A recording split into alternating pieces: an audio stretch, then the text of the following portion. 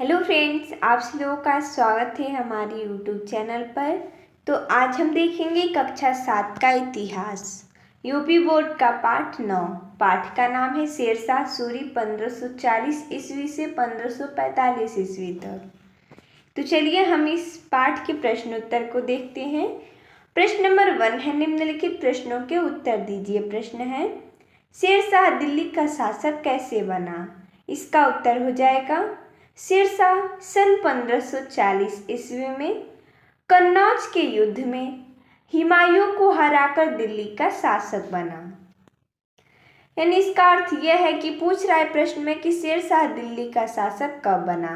तो जब कन्नौज का युद्ध हुआ था, कब हुआ था? 1540 ईस्वी में शेरशाह और हुमायूं के बीच। तब हुमायूं उस युद्ध में हार गया और शेरशाह ने दिल्ली पर अपना कब्जा कर लिया, यानी कि वहां का वो शासक बन गया। अगला प्रश्न है, शेरशाह द्वारा किए गए राजस्व संबंधी सुधारों का वर्णन कीजिए।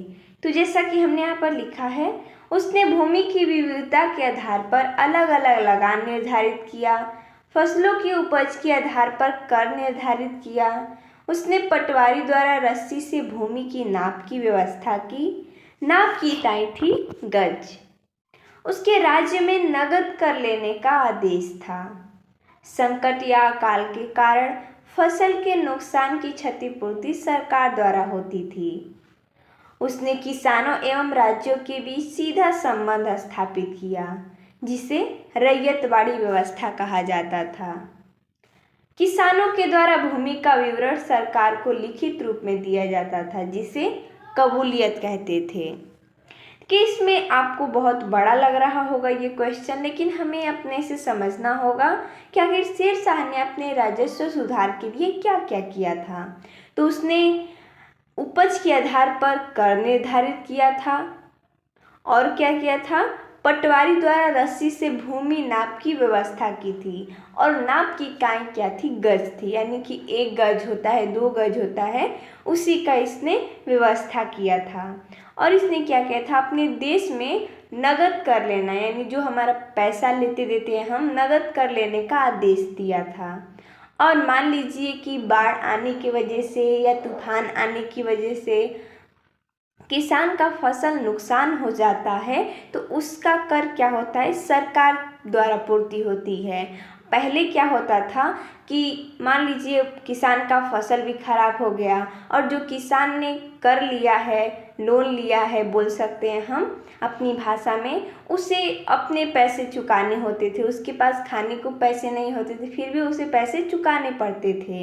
लेकिन उसके व्यवस्था के अनुसार जो संकट या अकाल के कारण फसल नुकसान हो जाते थे, उसकी क्षतिपूर्ति सरकार करती थी।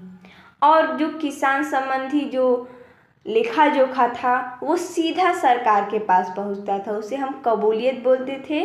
और किसान अपने राज्यों के बीच सीधा संबंध था। वो किसान अपने राज्यों से या राज्य अधिकारियों से बात कर सकता था, और राज्य अधिकारी किसानों से बात कर सकते थे, यानी सीधा संबंध था इनका। उन्हें हम रैयतवाड़ी व्यवस्था कहा जाता था।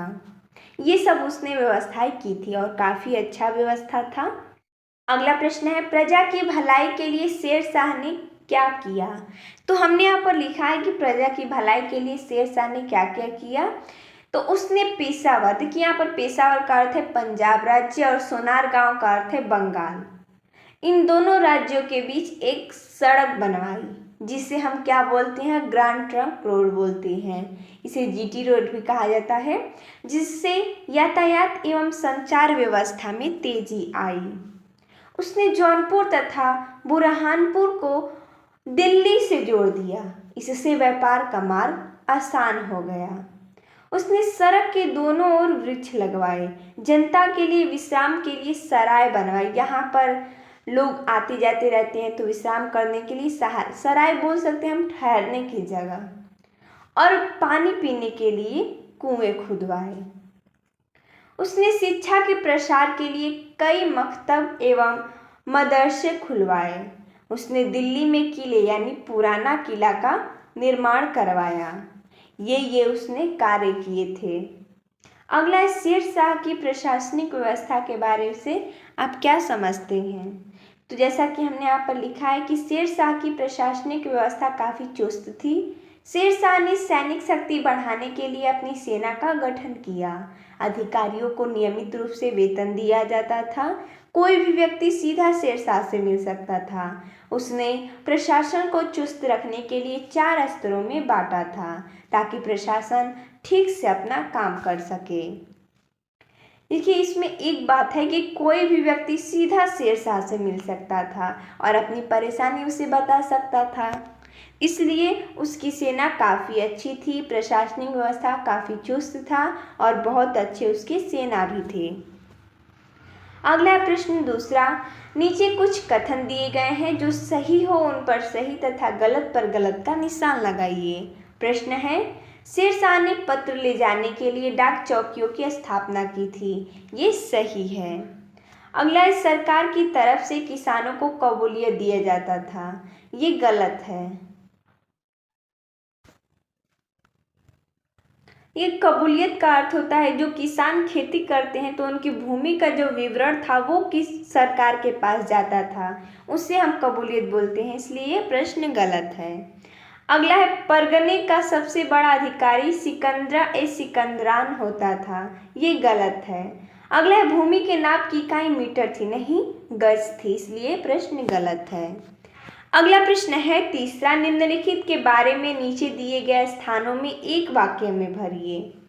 तो जैसा कि यहाँ पर दिया गया चौसा का युद्ध, शेरे मंडल, सासाराम, इनका हमें यहाँ पर भरना है। तो हमने यहाँ पर वाक्य बनाया है, चौसा का युद्ध सन 1539 ईस्वी में हुमायूं की चौसा नामक स्थान में शेरशाह से हार हुई तथा उसने बड़ी मुश्किल से भागकर अपनी जान बचाई। देखिए, इतने ही वाक्य में पूरा युद्ध छपा है। चौसा का युद्ध 1539 ईस्वी में हुमायूं और शेरशाह के बीच लड़ा गया, जिसमें शेरशाह से हार कर हुमायूं अपनी जान बचाकर वहां से भाग निकला। कहाँ हुआ था? तो चौसा नामक स्थान पर हुआ था। किनके बीच हुआ था? तो हुमायूं और शेरशाह के बीच हुआ था। अगला, शेरे मंडली, यह शेरशाह द्वारा दिल्ली के पुराने किले में बनवाया गया। अगला, सासाराम, सासाराम में शेरशाह का मकबरा स्थापत्य कला का सुंदर नमूना है। तो देखिए दोस्तों, जैसा कि इसमें इतना ही प्रश्न दिया गया था। तो मिलते हैं तब तक के लिए धन्यवाद दोस्तों।